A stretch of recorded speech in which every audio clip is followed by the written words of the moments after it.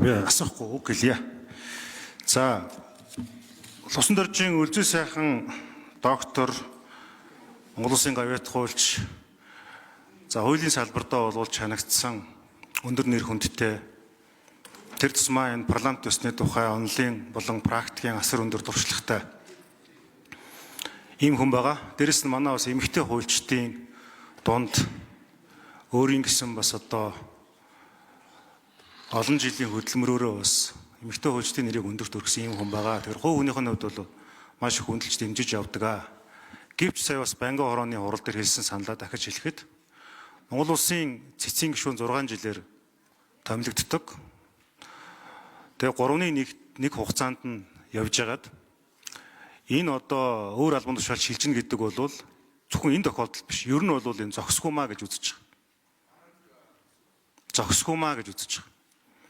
Тэр тусмаа үндсэн хуулийн тэр эрхэмдээд үндсэн хуулийг хамгаалах, үндсэн хуулийг зөрчигдөхөөс өрчсөн сэргийлэх, зөрчилсөн тохиолдолд үндсэн хуулиа бас ингэж дархлаажуулах ажил албыг хашиж байгаа хүн ингээд тодорхой шалтгаануудын улмаас ажил үргээс холино гэдэг бол бас сайн жишг биш ээ гэдгийг бас би протокол тэмдэглэж хэлмээр байна. 2 жилийн өмнө бол улсын хурлын мандатаар сонгогддог 3 гишүүний нэг бол сонгогдсон. Тэгэхээр одоо юу гэдэг сая Банган хорооны хурал дээр их хурлын дарга хэлж ийн л та. Үлзий сайхан дарга байж ижил энэ одоо парламент үндсэн хууль зөрчилдөггүй хууль гарна гэсэн логиктой үг хэлж байна. Энэ бол зөв логик биш. Мэдээж энэ хүнийг бол шудраг Монгол төрийн төлөө хоёргүй сэтгэлээр зүтгэж ирснийг бол би хүндэлж байгаа.